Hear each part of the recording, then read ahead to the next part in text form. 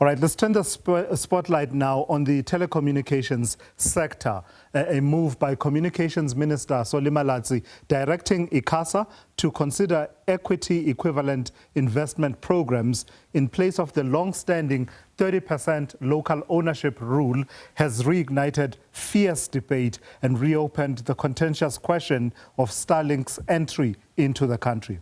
The ANC, the EFF and Parliament's Portfolio Committee say this move weakens transformation and undermines the hard-won gains of black economic empowerment. The Presidency says the minister is acting within the law, and the regulator ICASA now sits at the center of it all, tasked with interpreting policy, applying legislation and navigating rising political pressure. So what does this directive really mean for the industry? And how do we balance investment, innovation, transformation and fairness in a fast-moving digital economy? Let's unpack all of those themes with Mudiwa Gavaza, tech journalist. Good afternoon, Mudiwa. Thank you for joining us, good friend of mine. Mudiwa, let's talk about these directives. Many people will have caught the reaction and the political debate that it has all triggered. Break it down for us. What did Solly Malatsi, the minister, direct ICASA to do? Well, what he has directed is that he is saying, please consider. That is the wording that Minister Solly Malatsi has made in the directive, to say consider equity equivalence for the telecom sector. In essence, meaning that a player like Starlink, and we keep saying like Starlink, but this debate is in essence about the entry of Starlink into the country, would mean that Starlink doesn't have to have at least 30% ownership from locals or previously disadvantaged, communities as per the Electronic Communications Act.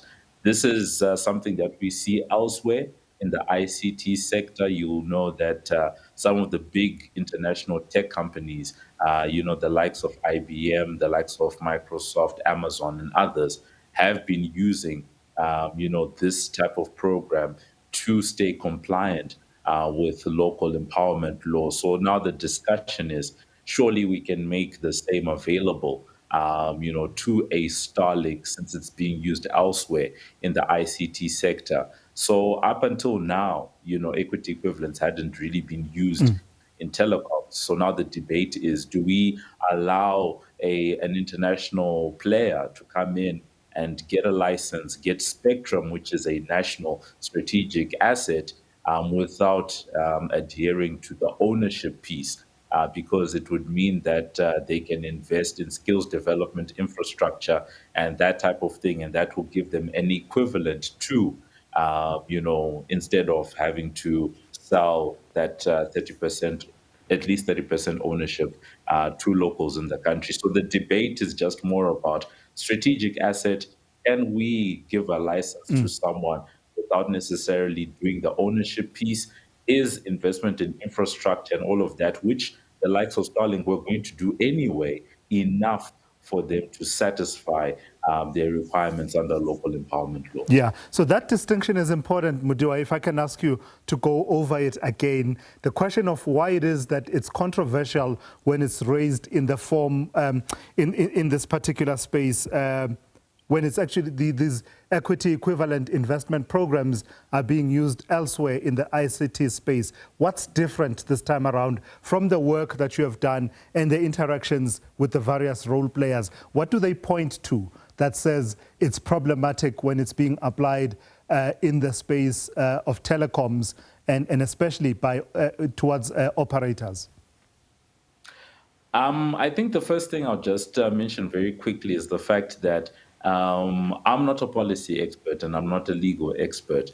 But one of the interesting pieces here is that the way that Minister Solly Malatsi has been working and, going through this stuff, it's, and you also said it in your intro that even the presidency was like, he's working within, within the law. A discussion probably needs to be had between the various sides to say, where do we actually stand when it comes to telecoms specifically and the application of this? Can we hardwire this and just make sure that when it comes to telecom specifically, this is where we stand? Because for now, what the minister is doing, it's very possible that we could hear that ICASA has, obliged and amended the regulations. Now, coming back to your question specifically, the Portfolio Committee on Communication and Digital Technologies, led by Ms. Diko, they are arguing that when you look at something that is strategic and of national importance, like a telecoms license, then there we really do need to make sure that you've got that local ownership.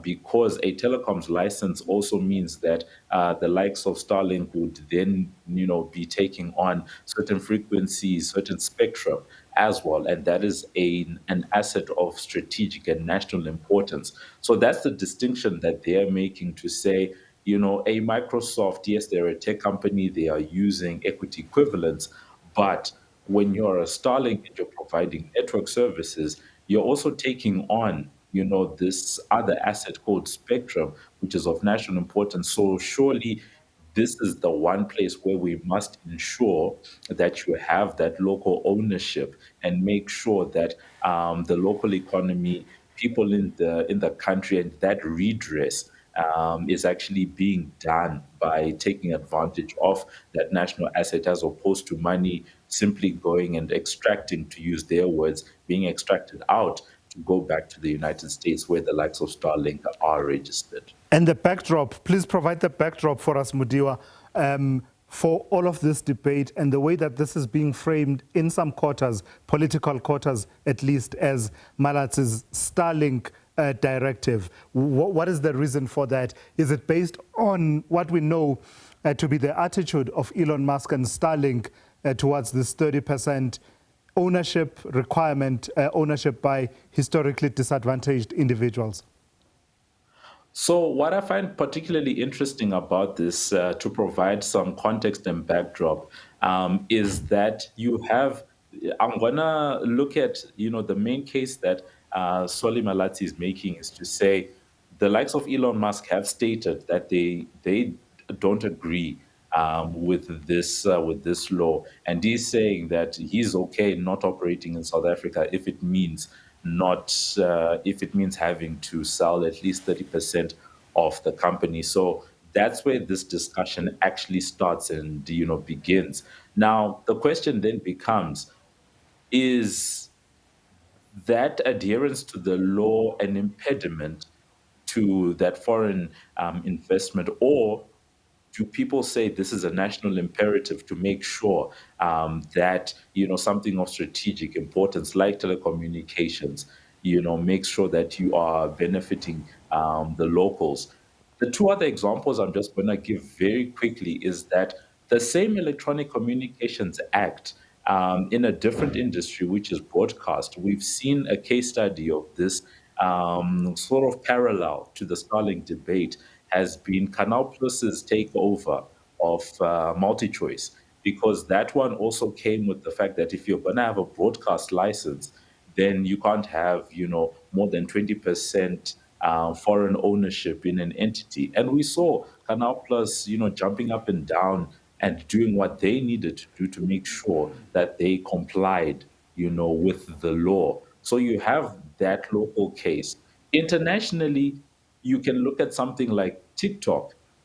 Starlink is based in the United States, and even in the United States, they're having similar discussions where they're saying, "Hey, TikTok is something that we think needs to be in the hands of locals on a majority basis." So we've enacted that into law, and I think that provides you a bit of context around where we are both locally and internationally. When it comes to something like this, strategic imperative versus actually attracting that foreign investment into the country. Sure. Nicely put there, Mudiwa. And in the conversation, I think I'm learning quite a bit. I never imagined the separation between ICT and telecoms, and I suppose I should have. I wonder if it's material or is it artificial, that this would apply in the ICT sector, but now questions arise as to whether it applies to telecoms. And it's actually interesting that you're asking your question the way you are, because one of the biggest criticisms to equity equivalence is that a lot of the requirements that are being given when it comes to equity equivalence, skills development, infrastructure development, and all of that, some people argue to say, well, companies are going to do this Yeah, anyway if they're going to be investing in our market. So why are we letting people tick that box? yeah. By giving them that. That's one. And two, others then say, well, these companies were going to do this type of thing under their CSI anyway, Yeah. right? All So right. those are the ways in which people have, criticized that. All right, Mudiwa, let's leave it there for this afternoon. Thank you for those insights. Mudiwa Gavaza is a tech journalist, just breaking down some of the issues that have come through in light of the directives issued by the Minister Solly Malatsi.